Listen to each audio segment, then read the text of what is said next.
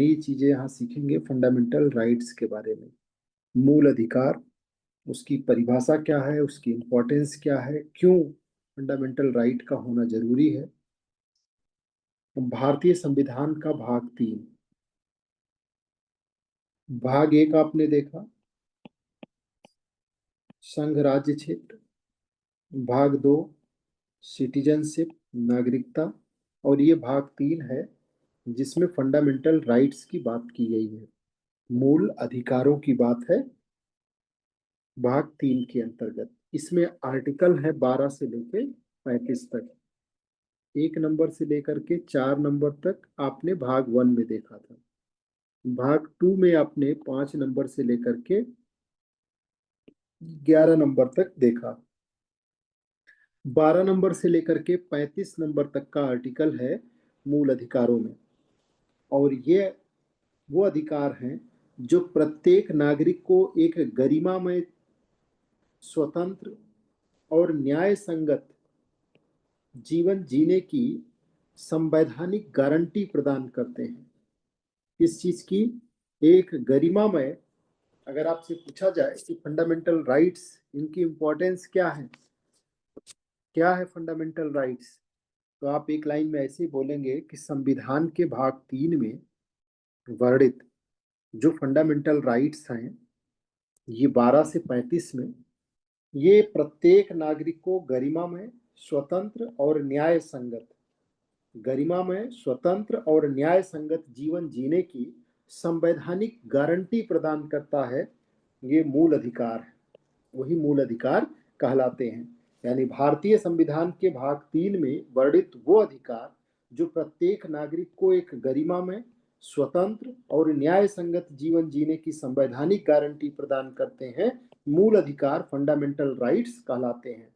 ये अधिकार नागरिकों के व्यक्तित्व के सर्वांगीण विकास, जो प्रकृति के द्वारा प्रदान किया गया लोगों को विकास का, यानी कि अवसर है, जैसे हमारी आंखें देख सकें, हमारे हाथ चल सके, अच्छे कार्यों को कर सकें, हम अपने आप को निखार सकें, अपने को क्रिएटिव बना सकें, यानी हर चीज सर्वांगीण विकास को सुनिश्चित करते हैं। और जो राज्य की शक्ति है उस पर संवैधानिक सीमाएं, सिर्फ सीमा नहीं, संवैधानिक सीमा भी लगाते हैं। आपको एक एक शब्द अच्छे से समझना है और इन शब्दों का आपके लिए बड़ा महत्व है। जैसे मूल अधिकार, गरिमामय, स्वतंत्र और न्याय संगत जीवन जीने की संवैधानिक गारंटी है। किसी भी व्यक्ति के व्यक्तित्व के सर्वांगीण विकास में ये एक महत्वपूर्ण रोल प्ले करते हैं।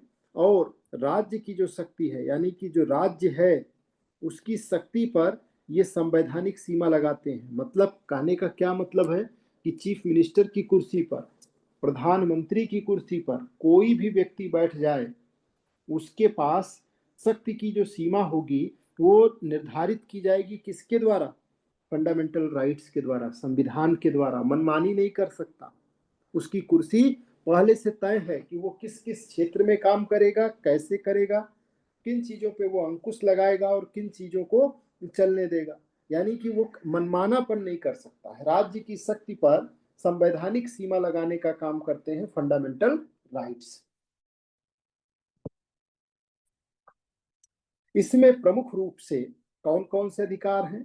तो समानता का अधिकार है, इक्वलिटी, लॉ ऑफ इक्वलिटी है, राइट, इक्वलिटी का राइट है सबके पास। स्वतंत्रता का राइट, फ्रीडम की राइट सबके पास अवेलेबल है। और उसके साथ साथ शोषण के विरुद्ध अधिकार है, धार्मिक स्वतंत्रता का अधिकार है। और दुनिया के हर संविधानों में इतना व्यापक धार्मिक अधिकार कहीं नहीं है जितना भारत के संविधान में है। संस्कृति और शिक्षा संबंधी अधिकार है लोगों के पास, तथा संवैधानिक उपचार का भी अधिकार है। यानी कि फंडामेंटल राइट्स तो दिए ही गए हैं, उनके अनुपालन को भी सुनिश्चित करा दिया गया है कि फंडामेंटल राइट्स का उल्लंघन ना हो, उसके उपचार आपको ऑलरेडी प्रदान किए गए हैं। संवैधानिक उपचारों का अधिकार भी दे दिया गया है। समता का अधिकार, स्वतंत्रता का अधिकार, शोषण के विरुद्ध अधिकार, धार्मिक स्वतंत्रता का अधिकार, संस्कृति और शिक्षा संबंधी अधिकार, और उसके साथ साथ संवैधानिक उपचार, ये सारे अधिकार भारत के संविधान में मूल अधिकारों के भाग 3 के अंतर्गत प्रत्येक नागरिक को प्रदान किए गए हैं। अगर महत्व की बात करें कि इन मूल अधिकारों का महत्व क्या है, तो ये लोकतंत्र की आत्मा है। जो मूल अधिकार हैं ये लोकतंत्र की आत्मा है। मूल अधिकार व्यक्ति की व्यक्तिगत स्वतंत्रता, विचारों की अभिव्यक्ति और समान अवसर को सुनिश्चित करते हैं, जो किसी भी लोकतांत्रिक शासन की आधारशिला होते हैं। लोकतंत्र की आत्मा ये कैसे बनते हैं, तो व्यक्ति की व्यक्तिगत स्वतंत्रता, विचारों की अभिव्यक्ति, समान अवसर को सुनिश्चित करना, ये सारा काम कौन कर रहा है? मूल अधिकार, जो किसी भी लोकतांत्रिक शासन की आधारशिला है।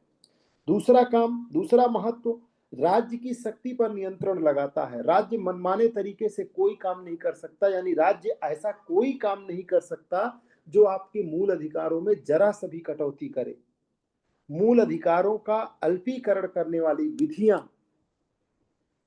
शून्य करने की बात की गई है मूल अधिकार के अंतर्गत। यानी आपको ये राइट है कि मूल अधिकारों से असंगत या उनका अल्पीकरण करने वाली कोई भी विधि अगर राज्य के द्वारा बनाई गई तो वो विधि शून्य होगी, यानी कि उसको तत्काल प्रभाव से समाप्त किया जाएगा जुडिशियरी के द्वारा, वो एग्जिस्ट ही नहीं कर सकती।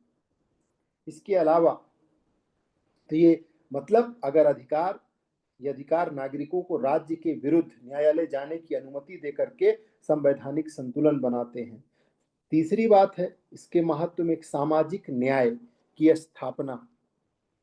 जो हमारे फंडामेंटल राइट्स हैं वो हमारे समाज के अंदर व्याप्त रहे, तमाम सामाजिक बुराइयों, कुरीतियों और ऐसी प्रथाओं को आज पूरी तरीके से, पुरजोर तरीके से समाज से हटा रहे हैं, साफ कर रहे हैं। ये प्रक्रिया बहुत बहुत जटिल थी। तत्काल कब से संविधान लागू हुए, कितने साल हो गए, 75 वर्ष बीत गए।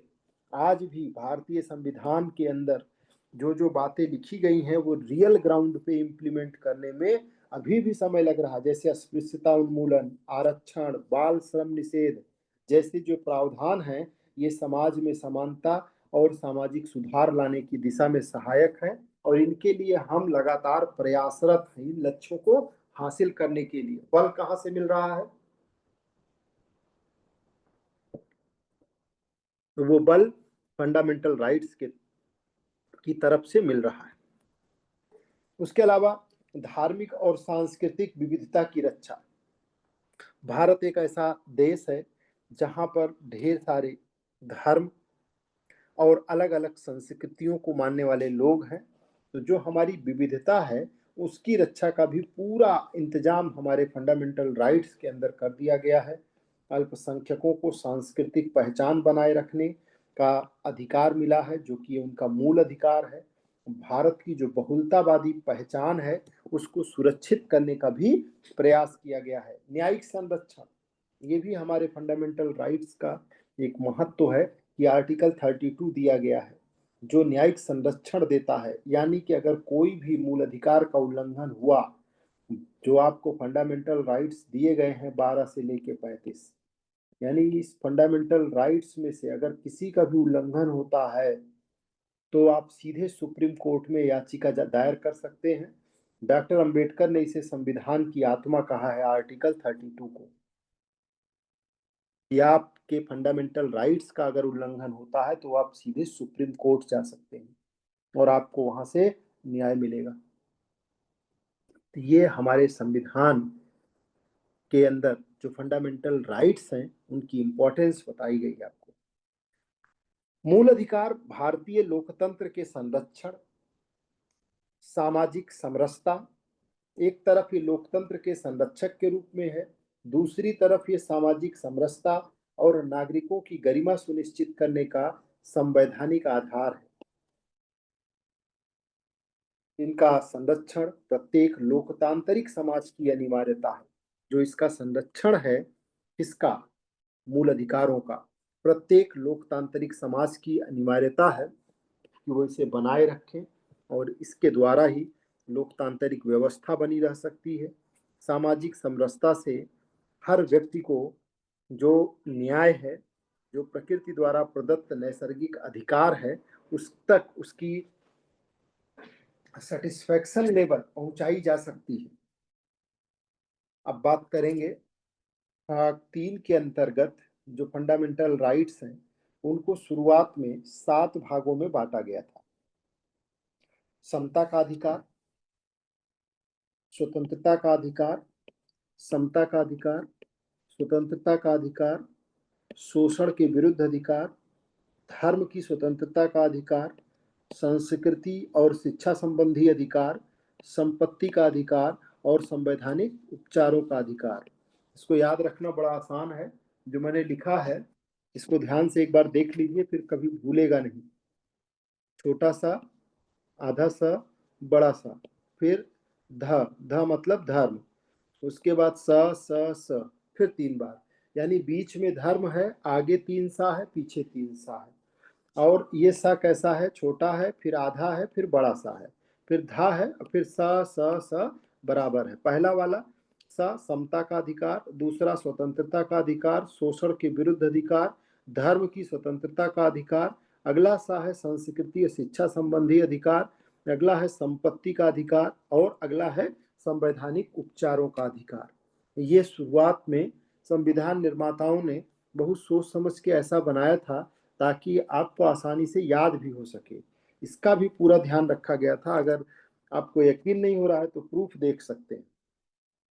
बाद में इसमें से एक हटा दिया गया, ये सेकंड लास्ट वाला जो संपत्ति का अधिकार है, इसको यहाँ से निकाल करके 300A में ले जा करके विधिक अधिकार बना दिया गया। आर्टिकल 300A के अंतर्गत संपत्ति के अधिकार को ले जाकर सेट कर दिया गया, यहाँ से हटा दिया गया, यानी संपत्ति का अधिकार अब मूल अधिकार नहीं रहा। और अब आपके पास जो नया तरीके से है उसमें 6 नंबर नहीं है, यानी कि अब आपके पास टोटल जो अधिकार का व्यापक विभाजन है वो 6 है। ठीक, तो कैसे याद रखेंगे? समता स ध स, बस। समता का अधिकार, स्वतंत्रता का अधिकार, शोषण के विरुद्ध अधिकार, धर्म की स्वतंत्रता का अधिकार और उसके बाद में संस्कृति शिक्षा संबंधी अधिकार, लास्ट में संवैधानिक उपचारों का अधिकार। आर्टिकल नंबर 14 से 18 ये समता के अधिकार के अंतर्गत दिया गया है। जो समता का अधिकार है इसमें 14 से लेकर के 18 तक शामिल है। स्वतंत्रता का जो अधिकार है इसमें 19 से 22 है। 14 से लेकर के 18 समता का अधिकार है, 19 से लेकर के 22 जो है वो स्वतंत्रता का अधिकार है। शोषण के जो विरुद्ध अधिकार है वो 23-24 है। 23 और 24 में शोषण के विरुद्ध अधिकार की बात है। धर्म की स्वतंत्रता 25 से लेकर के 28 में है। संस्कृति और शिक्षा संबंधी अधिकार 29-30 में है। संपत्ति का अधिकार 31 में था, अब 300A में चला गया।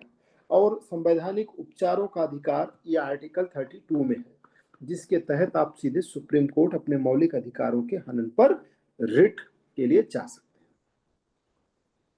याचिका दायर कर सकते हैं और सुप्रीम कोर्ट उस पर सुनवाई करेगा।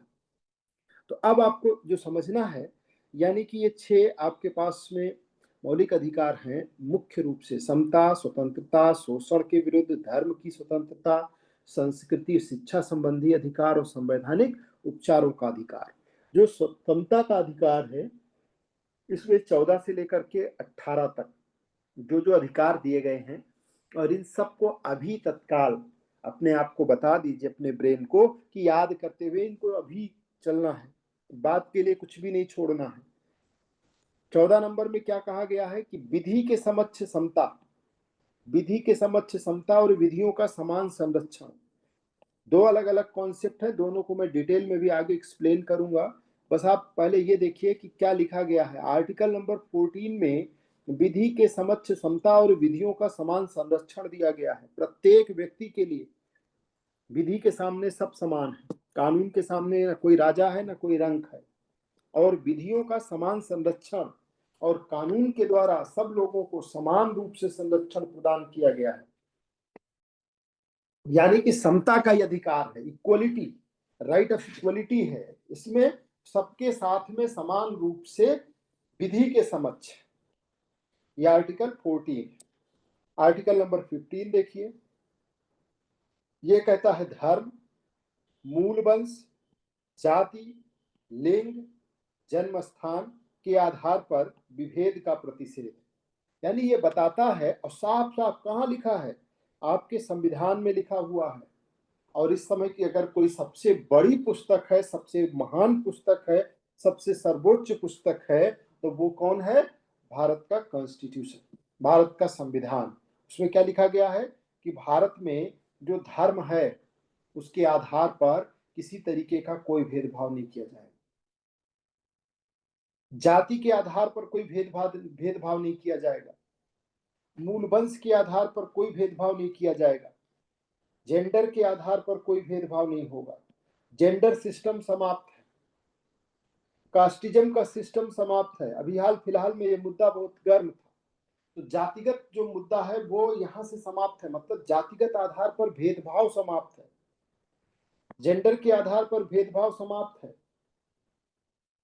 जन्म स्थान के आधार पर भी कोई भेदभाव नहीं होगा कि ये नॉर्थ ईस्ट में पैदा हुए हैं, ये तमिलनाडु में पैदा हुए हैं, ये दिल्ली में पैदा हुए हैं, या अयोध्या में पैदा हुए हैं। आर्टिकल इसमें कितनी फ्रीडम की बात की गई है? 15 में। तो धर्म की, मूल वंश की, जाति की, लिंग की या जन्म स्थान के आधार पर विभेद का प्रतिषेध है। Article number 16। आर्टिकल नंबर 16 कहता है लोक नियोजन। लोक नियोजन का मतलब कोई सरकारी नौकरी निकल रही है, कोई सरकारी पद है, कोई संवैधानिक पद है, कोई भी चीज है, लोक नियोजन के विषय में अवसर की समता है। आपको हर एक जगह पर उसी तरीके से पहुंचने का अधिकार है जैसे किसी दूसरे को। इस मामले में कोई भेदभाव नहीं रहेगा। अंग्रेजों के समय में बड़ा भेदभाव था।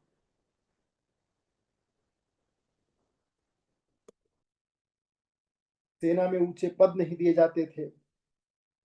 सिविल सर्विसेज की परीक्षा में हतोत्साहित करने के सारे प्रयास किए जाते थे। परीक्षा इंग्लैंड में कराई जाती थी, तैयारी भी वहीं होती थी। चलिए नेक्स्ट है अस्पृश्यता का अंत। आर्टिकल नंबर 17 में अस्पृश्यता भारतीय समाज का कोढ़ रहा है। बहुत लंबे समय तक, हजारों साल से ज्यादा भारतीय समाज इस बीमारी से पीड़ित रहा है। संविधान निर्माताओं ने इसके लिए अलग से एक आर्टिकल दिया, आर्टिकल नंबर 17, कि छुआछूत, अन्य तरीके के भेदभाव, इसको पूर्ण रूप से इसको समाप्त किया जाता है। किसी भी रूप में अस्पृश्यता स्वीकार नहीं की जाएगी और इसे समता के अधिकार के तहत मौलिक अधिकार बना दिया गया। उसके साथ ही साथ एक और भेदभाव पैदा करने की चीज देखी गई थी, उसको आर्टिकल 18 में उपाधियों का अंत। इसको जो मन करता था वो अपना नाम राजा, महाराजा, अधिराज, फला फला ऐसे करके, और इस तरीके के सामाजिक रूप से एक विकृति को जन्म दिया जाता था। तो उस सब चीजों को समाप्त कर दिया गया है। शैक्षणिक योग्यताएं, जैसे आप पीएचडी की उपाधि हो गई, डॉक्टर की उपाधि हो गई, इंजीनियर्स की उपाधि हो गई, या और इस तरीके की उपाधियां, सेना से संबंधित उपाधियां होगी, वो चलन में रहेंगी। लेकिन उपाधियों का अभी आगे आप डिटेल में देखेंगे, इसको समाप्त किया गया है। जो परंपरागत रूप से उस समय सामाजिक डिस्क्रिमिनेशन पैदा करती थी, उसको समाप्त किया गया। जो दूसरा पॉइंट है स्वतंत्रता का अधिकार, समता का अधिकार, दूसरा है स्वतंत्रता का अधिकार। ये 19 से लेकर के 22 तक में इसकी चर्चा है। और 19 नंबर में कहा गया है वाक अभिव्यक्ति, बोलने की। और अभिव्यक्ति का मतलब आप बोल करके अभिव्यक्ति करो, इशारे में अभिव्यक्ति करो, चित्रात्मक अभिव्यक्ति करिए, कार्टून बना करके, कुछ लिख करके। तो ये जो अभिव्यक्ति है, वाक बोलने की, और उसके अलावा अन्य मोड में अभिव्यक्ति, उसके अलावा सम्मेलन। सम्मेलन मौलिक अधिकार है। संघ, यूनियन बनाना, संचरण, एक स्थान से दूसरे स्थान जाना। आप आसाम जा सकते हैं, आसाम वाला आपके यहाँ आ सकता है, आप गोवा जा सकते हैं, गोवा वाला दिल्ली जा सकता, कोई कहीं भी पूरे भारत में संचरण करे और कहीं भी बस जाए, कहीं भी निवास करने की, और कोई भी व्यापार, कोई भी व्यवसाय, अब वृत्ति मतलब कोई भी व्यवसाय अपनाने की, व्यापार विषय कुछ, ये सब चीजों का संरक्षण है, ये आपके मौलिक अधिकार है। वाक अभिव्यक्ति, सम्मेलन, संघ, संचरण, निवास और वृत्ति व्यापार, यानी कि 6 अधिकार आपको दिए गए हैं आर्टिकल नंबर 19 में। और इसी के तहत जो प्रेस की स्वतंत्रता है वो इसी आर्टिकल 19 में ही है। वाक अभिव्यक्ति, सम्मेलन, संघ, संचरण, निवास और कोई भी काम अपनाना, कोई भी काम करना जो आपकी इच्छा करे, कोई बंधन नहीं। 6 महीना एक काम करिए, 6 महीना दूसरा काम करिए, 6 महीना तीसरा काम करिए, इस तरीके का आप सोच नहीं सकते हैं आज से 500 साल पहले, 400-300 साल पहले। ये सारी चीजें आपको प्रोवाइड की गई हैं। बोल नहीं सकते थे, राजा के खिलाफ कुछ लिख नहीं सकते थे। सम्मेलन, संघ बनाना, इधर से उधर आना जाना, कहीं भी निवास के लिए, तो ये पूरा व्यापक रूप से सब कुछ आर्टिकल 19 में समाहित किया गया।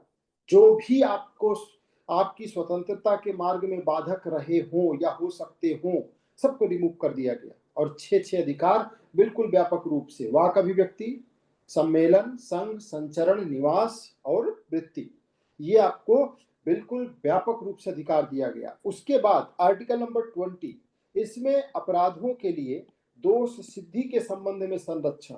कोई भी व्यक्ति अपराधी है या अपराधी के रूप में आरोपी है, आरोपित है, तो दोष सिद्धि के संबंध में उसका भी संरक्षण होगा।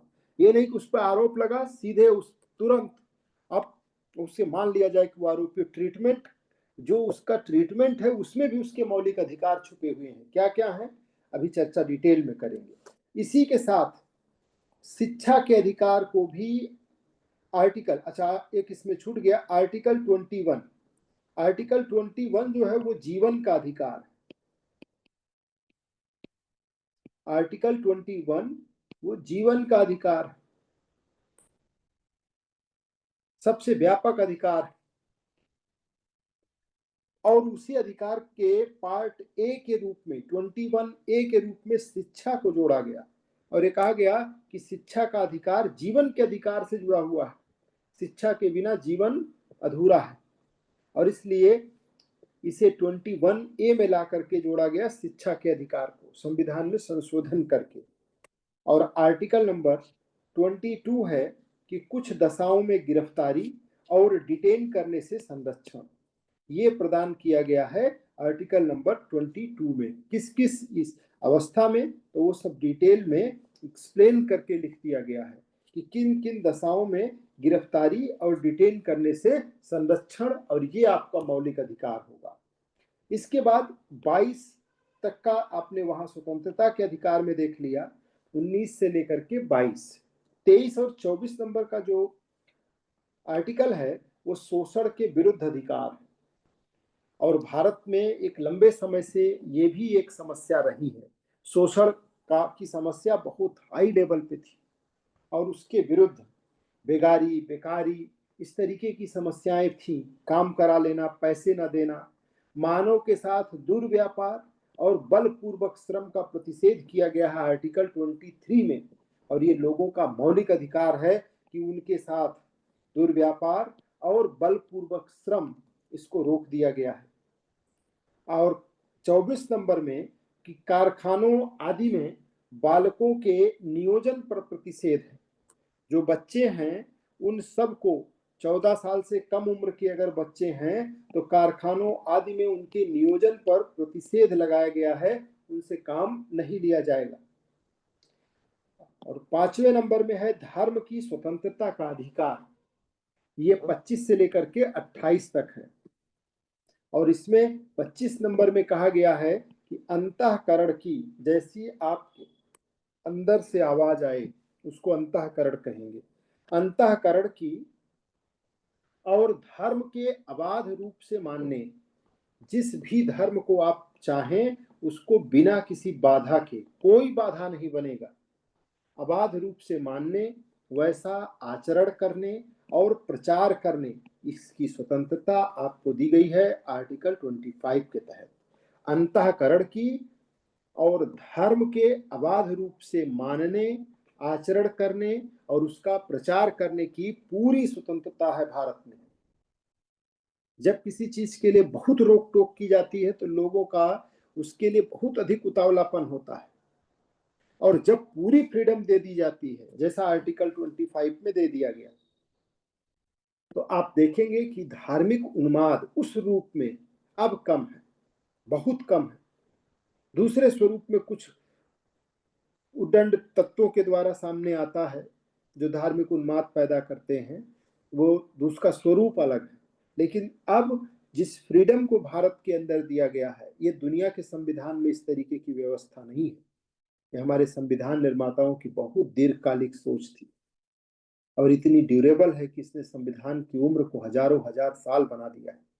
इतनी विविधता, धार्मिक विविधता, सांस्कृतिक विविधता दुनिया के किसी देश में है ही नहीं, और भारत के अंदर इतनी अधिक विविधता होने के बावजूद भी सब आपसी सौहार्द से और समन्वय के साथ अपना जीवन जी रहे हैं। लोग एक दूसरे के त्योहारों में मानसिक रूप से इन्वॉल्व होते हैं, उनको कोई विशेष तरीके का इरिटेशन फील नहीं होता।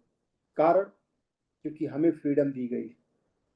जहां स्वतंत्रता है इस तरीके की अंतःकरण की और धर्म के अबाध रूप से मानने, आचरण करने, प्रचार करने, इस सब की फ्रीडम दी गई। लगाइए जिसके पास जितनी ताकत है, करिए अपने धर्म का प्रचार। कुछ सीमाओं में रहना है, कि वे नहीं कि सड़कों पे हम पूजा करने लगे, सड़कों पे नमाज पढ़ने लगे, सड़कों पे क्रिसमस निकालें, और तो ये तो लॉ एंड ऑर्डर की समस्या, उससे पुलिस अपने हिसाब से निपटती है।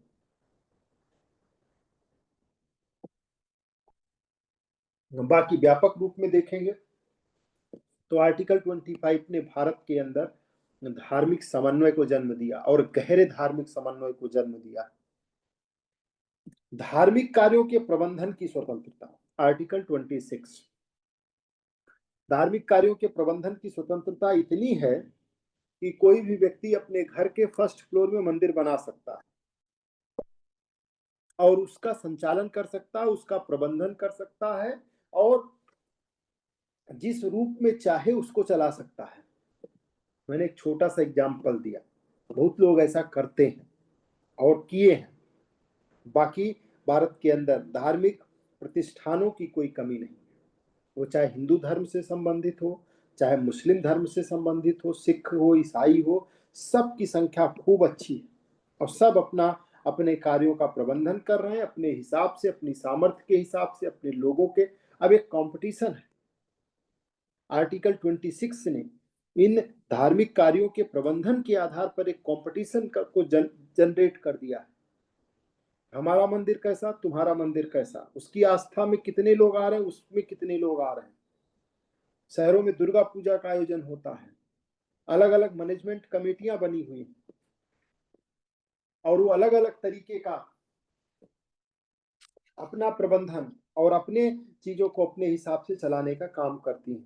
इस सब ने लोगों को धार्मिक रूप से न्यूट्रल कर दिया है। धार्मिक रूप से न्यूट्रल करने का मतलब वो वाला भाव जो धार्मिक उन्माद पैदा करता था वो समाप्त हो गया है। बाकी स्पर्धा, धार्मिक ज्यादा से ज्यादा विकसित करना, ज्यादा से ज्यादा अपने आप को, अपने धर्म को, अपने धार्मिक सिद्धांतों को उजागर करना और उनको लोगों तक पहुंचाना, उसका सब प्रयास करते हैं। सबके अपने चैनल्स हैं, सबके अपने सेटअप हैं। और 27 नंबर में राज्य के लिए ये कहा गया कि किसी विशिष्ट धर्म की अभिवृद्धि के लिए कोई कर नहीं लगाया जाएगा। कोई भी कर इसलिए नहीं लगाया जाएगा, करों का समुदाय के बारे में स्वतंत्रता दी गई है कि किसी विशिष्ट धर्म की अभिवृद्धि के लिए, जैसे पारसी धर्म खतरे में है, इसकी संख्या लगातार गिरती जा रही है। तो अब ये नहीं कि सरकार टैक्स लगाएगी और टैक्स लगा करके पारसी धर्म के लिए चंदा लगाएगी। हाँ, अगर सरकार को ऐसा लगता है तो उसके लिए बजट पारित कर सकती है, उसमें कुछ अनुदान दे सकती है, लेकिन कर कोई नहीं लगाए जाएंगे। पारसी धर्म के लिए सरकार ने बजट बनाया, कई सौ करोड़ रुपए उन लोगों को दिए गए, उनकी जो समस्याएं हैं, क्योंकि उसकी अपनी एक संस्कृति है, एक सांस्कृतिक विविधता है, उसको बचाए रखने बनाए रखने का प्रयास किया गया। कुछ शिक्षा संस्थानों में धार्मिक शिक्षा या धार्मिक उपासना में उपस्थित होने के बारे में स्वतंत्रता, ये आर्टिकल नंबर 28 है। अगर कोई शिक्षा संस्थान ऐसा है जिसमें सरकार का कोई अंश है, सरकार द्वारा राजकीय मान्यता प्राप्त है या फिर सरकारी अनुदान प्राप्त है, तो ऐसे संस्थानों में धार्मिक शिक्षा या धार्मिक उपासना इसमें उपस्थित होने के बारे में स्वतंत्रता है। आपकी नहीं इच्छा है तो वहाँ कोई धार्मिक अगर शिक्षा दी जा रही है या धार्मिक कोई क्रियाकलाप हो रहा है तो आपकी चॉइस है, आप उसमें उपस्थित हो और या ना हो। तो ये 25, 26, 27 और 28 आपको ध्यान रखना है। 25 नंबर में अंतःकरण की और धर्म के अबाध रूप से मानने, आचरण करने, प्रचार करने की स्वतंत्रता है। 26 नंबर में धार्मिक कार्यों के प्रबंधन की स्वतंत्रता है। 27 नंबर में किसी विशिष्ट धर्म की अभिवृद्धि के लिए कोई कर नहीं लगाया जाएगा, इससे स्वतंत्रता है। और 28 नंबर कहता है कि कुछ शिक्षण संस्थानों में धार्मिक शिक्षा या धार्मिक उपासना में उपस्थित होने के बारे में स्वतंत्रता है। और पांचवा है संस्कृति और शिक्षा संबंधी अधिकार, ये 29-30 में दिया गया है। अल्पसंख्यक वर्गों के हितों का संरक्षण करने के लिए आर्टिकल नंबर 29 दिया गया है। जो माइनॉरिटीज हैं उनके हितों के संरक्षण को मौलिक अधिकार बना दिया गया है और उन्हें शिक्षा संस्थाओं की स्थापना और प्रशासन करने का अधिकार दिया गया है। कि अल्पसंख्यक वर्गों को यह अधिकार होगा कि वो अपनी संस्कृति, अपने रीति रिवाज, अपनी शिक्षाओं या इन सबको शिक्षण संस्थानों की स्थापना करें, प्रशासन करें और उस सबका उनको अधिकार राइट दिया गया है आर्टिकल 30 के अंतर्गत। संवैधानिक उपचारों का अधिकार, इसमें आर्टिकल 32 से लेकर के 35 तक के अधिकार हैं। 32 नंबर आपने देख ही लिया। 32 नंबर में कहा गया है कि जो मूल अधिकार है उनका उल्लंघन करने पर सीधे सुप्रीम कोर्ट जाने का अधिकार। अंबेडकर जी ने इसे संविधान की आत्मा कहा है। ये भाग यानी कि इस भाग द्वारा, भाग कौन सा, भाग 3, भाग 3 द्वारा प्रदत्त अधिकारों को प्रवर्तित कराने का उपचार है आर्टिकल नंबर 32, सीधे सुप्रीम कोर्ट जा सकते हैं। और 33 में कहा गया है कि इस भाग द्वारा प्रदत्त अधिकारों का, जो भाग 3 है, तो भाग 3 द्वारा जो जो अधिकार दिए गए हैं उन अधिकारों का बलों आदि को लागू होने में कुछ कटौती करने की संसद की शक्ति होगी। जैसे कोई बल है, मान लीजिए अर्धसैनिक बल है या कोई भारत का सेना बल है, तो इन लोगों के जो मौलिक अधिकार हैं उन मौलिक अधिकारों में संसद कटौती कर सकती है। यानी कि इनके मौलिक अधिकारों को अगर जिंदा रखा जाए तो वैसे में समस्या पैदा हो जाएगी। सेना पर सीमा पे लड़ाई है, सेना को जाना है तो वहां लड़ना है, मौलिक अधिकार वहां नहीं देखे जा सकते, जीवन का अधिकार है। ऐसे में फिर समस्या पैदा होगी। इसलिए ये व्यवस्था यहाँ पर आर्टिकल 33 में दे दी गई है कि इस भाग के द्वारा जो अधिकार दिए गए हैं बलों आदि को लागू होने में वो उपांतरण करने की, कम करने की शक्ति है संसद के पास, उसको मैनेज करेगा। जब किसी क्षेत्र में मार्शल लॉ लागू हो, कोई भी क्षेत्र में सेना की, जब मार्शल लॉ उस अवस्था में लागू होता है जब स्थिति बड़ी विपरीत हो जाए, तो ऐसी स्थिति अगर आ जाए तो इस भाग द्वारा प्रदत्त अधिकारों पे रोक लग जाएगी। Article number 32।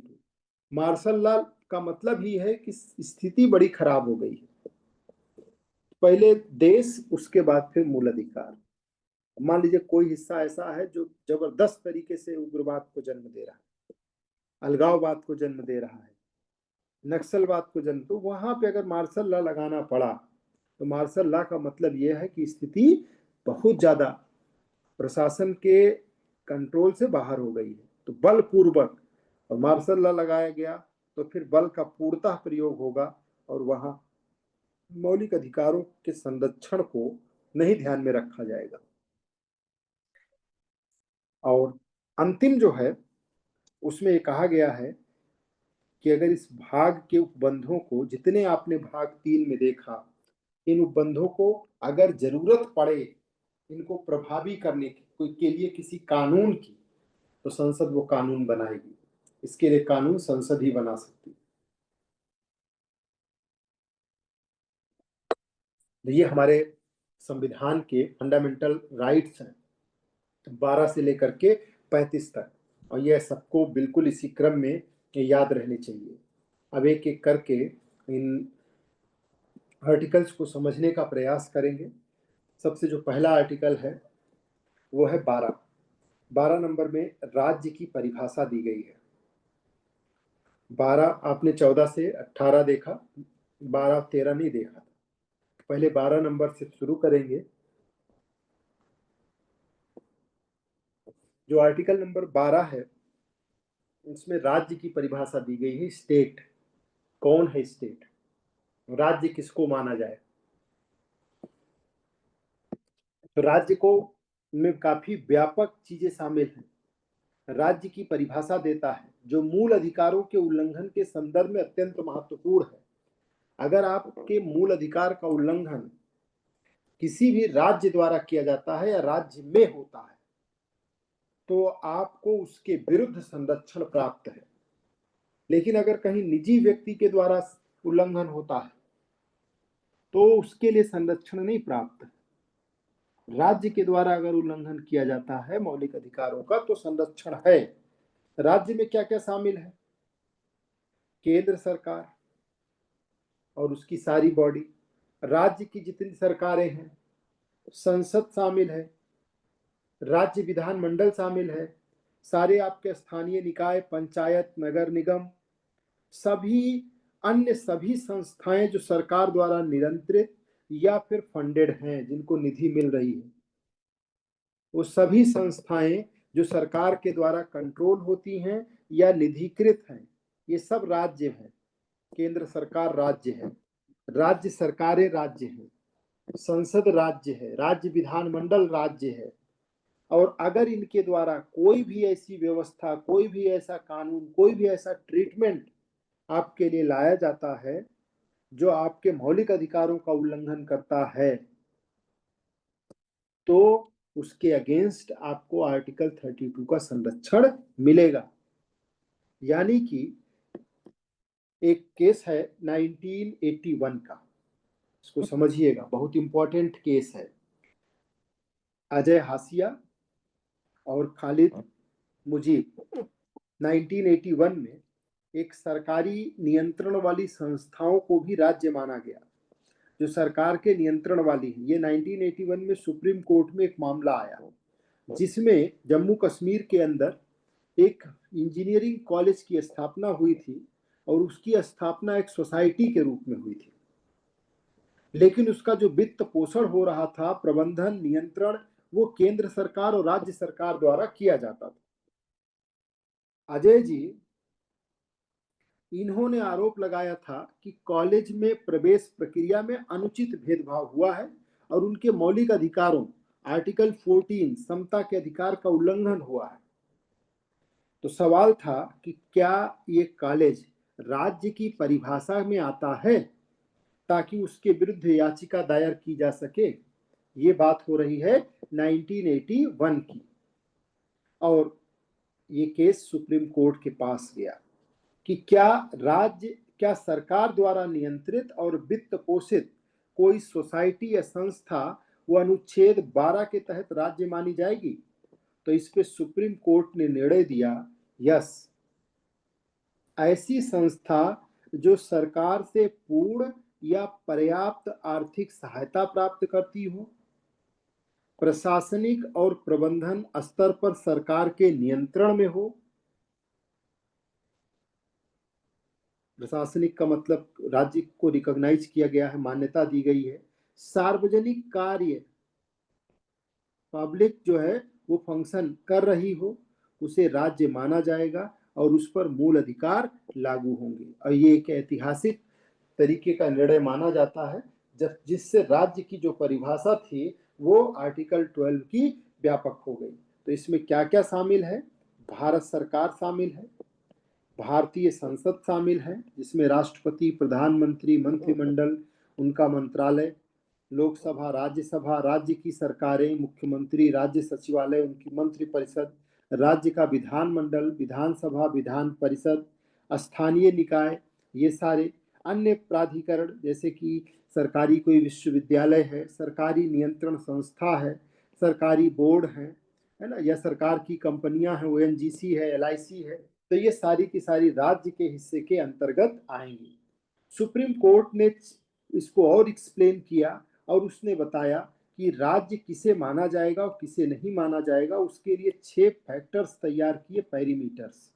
वो क्या क्या हैं?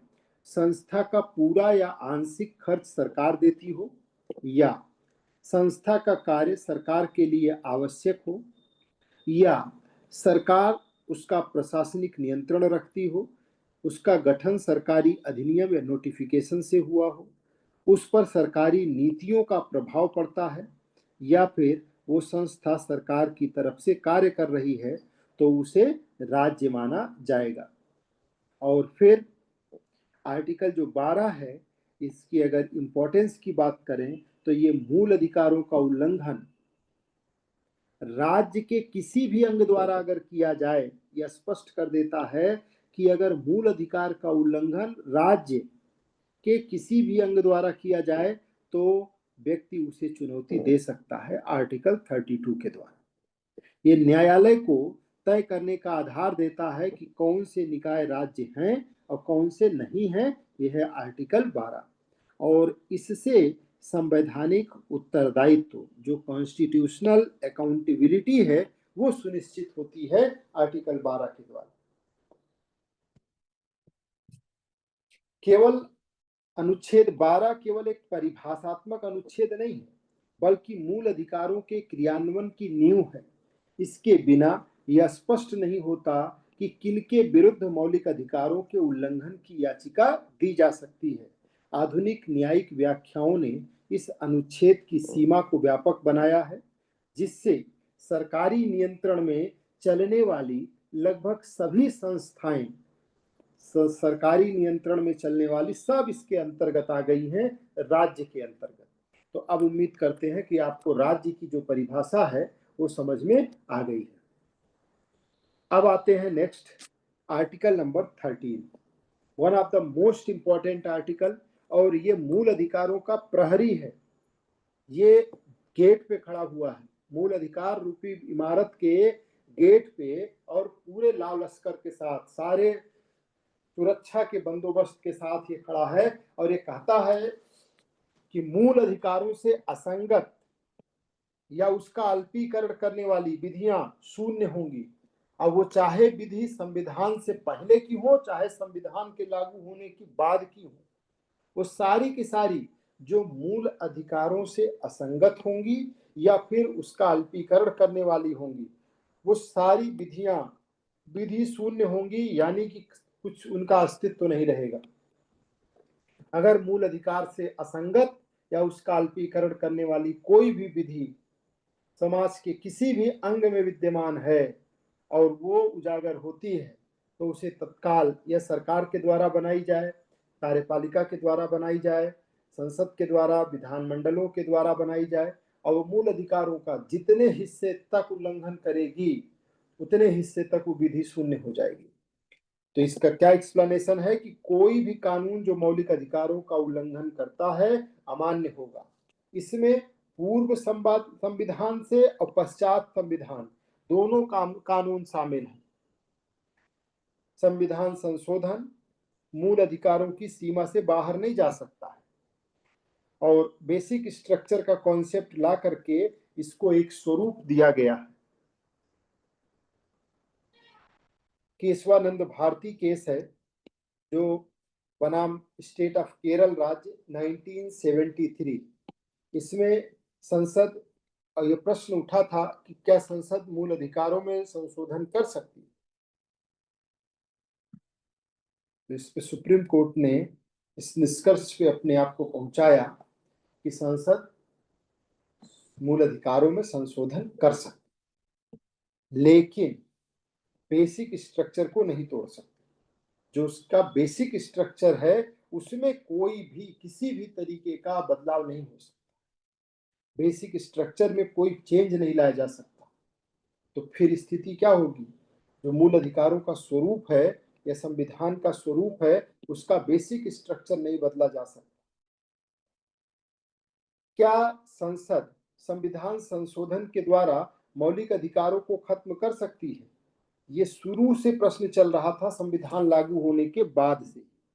शुरू में क्या था कि भारतीय संविधान का जो आर्टिकल नंबर 368 है इसमें यह कहा गया था कि संसद को संविधान में संशोधन करने की शक्ति है। और ये आज भी लिखा हुआ है कि आर्टिकल 368 कहता है कि संसद संविधान में संशोधन कर सकती है। और शुरुआती समय में ये प्रश्न उठा कि क्या अनुच्छेद 368 के तहत मौलिक अधिकारों को भी संशोधित किया जा सकता है या नहीं किया जा सकता। तो एक केस आता है 1951 में, बिल्कुल संविधान लागू होने के तुरंत बाद। ये शंकरी प्रसाद केस था, यूनियन ऑफ इंडिया के वर्सेस।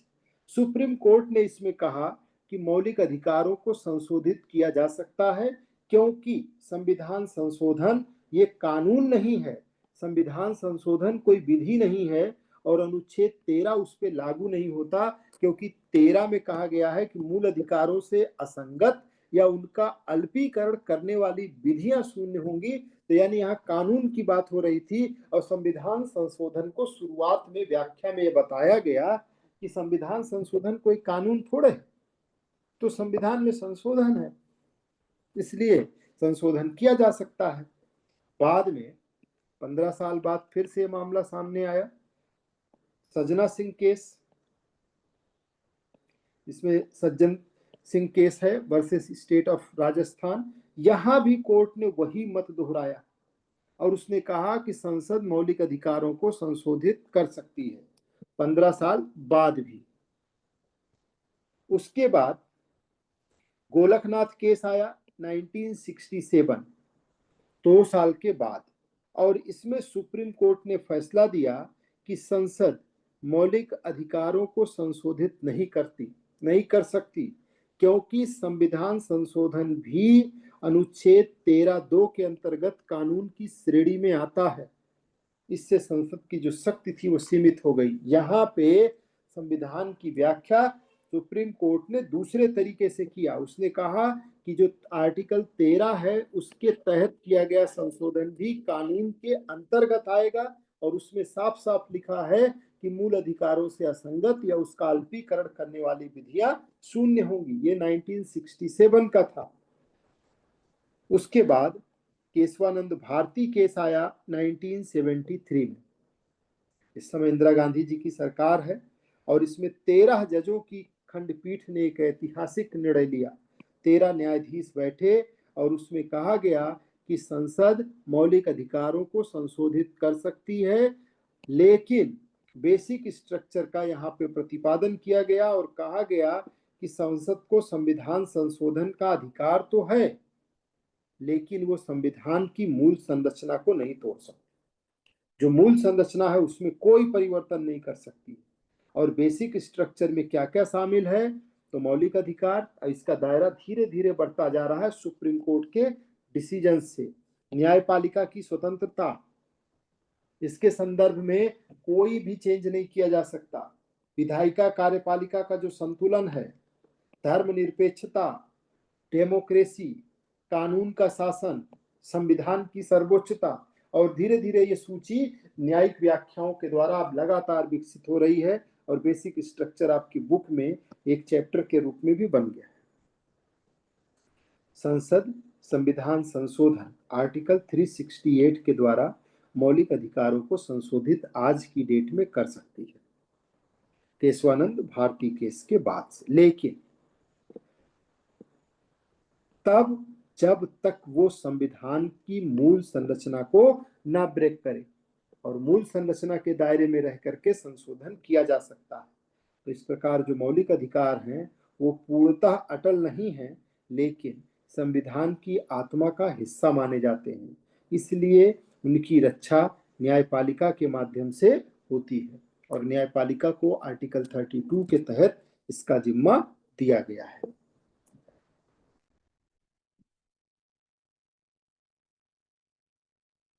अगला है आर्टिकल नंबर 14। आर्टिकल 12 आपको समझ में आ गया। इसमें राज्य की परिभाषा दी गई है कि राज्य के अंतर्गत कौन कौन आएंगे। और आर्टिकल नंबर 13 इसमें दिया गया है कि मूल अधिकारों से असंगत या उसका अल्पीकरण करने वाली विधियां शून्य होंगी। आर्टिकल नंबर 14 है विधि के समक्ष समता, यानी कानून के समक्ष सब लोग समान हैं। आर्टिकल 14 भारतीय संविधान के मौलिक अधिकारों के खंड में आता है। ये समानता का मूल अधिकार प्रदान करता है। भारत में रहने वाले हर व्यक्ति को, चाहे वो नागरिक हो, विदेशी हो, व्यक्ति हो या कोई कंपनी हो, कानून के समक्ष समानता और कानून के का समान संरक्षण, ये उसकी गारंटी प्रदान करता है आर्टिकल नंबर 14। इसके जो संवैधानिक प्रावधान है उसमें लिखा गया है कि राज्य भारत के क्षेत्र में किसी भी व्यक्ति को, व्यक्ति में नागरिक भी शामिल है, सामान्य लोग भी शामिल है, कानून के समक्ष समानता अथवा कानूनों के समान संरक्षण से वंचित नहीं करेगा। इसमें दो घटक हैं अनुच्छेद 14 के। पहला जो घटक है वो कहता है कि सभी व्यक्तियों को कानून के समक्ष समान स्थान प्राप्त है। ये ब्रिटेन से लिया गया कॉन्सेप्ट है कि इक्वलिटी बिफोर लॉ, विधि के समक्ष समानता, यानी कि सभी व्यक्तियों को कानून के समक्ष समान स्थान प्राप्त है। ये नेचर में निगेटिव है। ये कहता है कि सभी व्यक्तियों को कानून के समक्ष समान स्थान प्राप्त है और इक्वल प्रोटेक्शन ऑफ लॉ, यानी कि समान परिस्थिति में सभी को समान कानून का लाभ मिले। ये अमेरिका से लिया गया कॉन्सेप्ट है और ये पॉजिटिव नेचर में, इसका जो नेचर है उसको पॉजिटिव माना गया है। कैसे? देखिए, इक्वलिटी बिफोर लॉ यानी कि न्याय के समक्ष समानता, विधि के समक्ष समानता, ये नकारात्मक अवधारणा है। इसका अर्थ है कि कोई भी व्यक्ति कानून से ऊपर नहीं है, बात वही है, लेकिन कानून से ऊपर कोई नहीं है, चाहे राजा हो चाहे रंक हो, दोनों को समान स्थिति प्राप्त है। यह अवधारणा ब्रिटिश कॉमन लॉ से ली गई है कि कोई भी व्यक्ति कानून से ऊपर नहीं है, कानून सबसे ऊपर है। और जो दूसरी अवधारणा है कानूनों का समान संरक्षण, ये एक सकारात्मक है जिसमें कहा जाता है कोई भी व्यक्ति कानून से ऊपर नहीं है। यहाँ कहा जाता है कि समान परिस्थिति में सभी व्यक्तियों को समान विधिक और संरक्षण, विधिक उपचार और संरक्षण मिलना चाहिए, यानी तर्क संगत वर्गीकरण की अनुमति ये देता है कि समान परिस्थिति है तो उसमें सभी व्यक्ति को समान रूप से विधिक उपचार मिलेगा, संरक्षण मिलेगा, यानी किसी के लिए कोई भेदभाव नहीं होगा, सबके लिए समान परिस्थिति में समान व्यवहार। समानता का अर्थ समान परिस्थिति में समान व्यवहार, ना कि सभी के साथ एक जैसा व्यवहार। जो समानता का अर्थ है वो क्या है कि समान परिस्थिति में समान व्यवहार, ना कि सभी के साथ एक जैसा व्यवहार। ये कॉन्सेप्ट है समान परिस्थिति में समान व्यवहार, और इसके अंदर बहुत कुछ छुपा हुआ है जो आप भी देखने वाले हैं। ना कि सभी के साथ एक जैसा व्यवहार।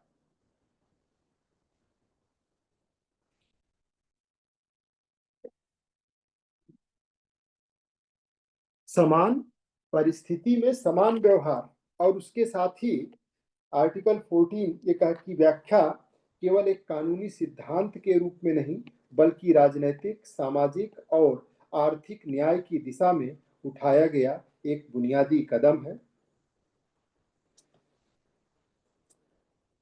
ये सभी प्रकार की जो असमानता है, सभी प्रकार की असमानता अनुच्छेद 14 का उल्लंघन नहीं मानी जाती। यही बात बताने का प्रयास वहां किया गया है। समानता का अर्थ है समान परिस्थिति में समान व्यवहार, यानी कि यदि कोई भेदभाव तर्क संगत वर्गीकरण के आधार पर है तो माना जाएगा, उसको मान्य किया जाएगा। जैसे न्यायोचित वर्गीकरण क्या है? अब महिलाओं को मातृत्व अवकाश, समान परिस्थिति में समान व्यवहार, विकलांगों के लिए अतिरिक्त प्रयास, समाज में जो एससी कम्युनिटी है, एसटी कम्युनिटी है, ओबीसी है या इकोनॉमिक वीकर सेक्शन वाले लोग हैं, उनको आरक्षण की सुविधा। अब अगर ये कॉन्सेप्ट लागू कर दिया जाए कि सबके साथ एक जैसा व्यवहार, तो समान परिस्थिति में समान व्यवहार को लागू नहीं किया जा सकता। ये है समान परिस्थिति में समान व्यवहार। मनमाना वर्गीकरण नहीं हो सकता कि किसी क्षेत्र विशेष के सभी लोगों को टैक्स से छूट दे दी जाए बिना किसी उचित आधार के।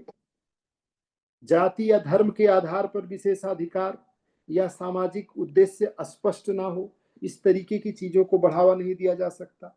यानी कि अगर बात करें तो ये लोकतंत्र की आधारशिला है। बिना समानता के लोकतंत्र अधूरा है। विधिक समानता की ये गारंटी देता है कोई व्यक्ति कानून से ऊपर नहीं है। नीतिगत भेदभाव की अनुमति, यानी कि सामाजिक न्याय हेतु तर्क संगत वर्गीकरण संभव है। और अगर न्यायिक समीक्षा के आधार पर बात करें तो मनमाने सरकारी कार्यों को चुनौती दी जा सकती है, जैसा कि अभी आप एसएससी के आंदोलन में देख रहे हैं कि किस तरीके से इस बोर्ड के द्वारा कुछ चीजें ऐसी की गई और जिस पर सरकारी कार्यों को व्यापक रूप से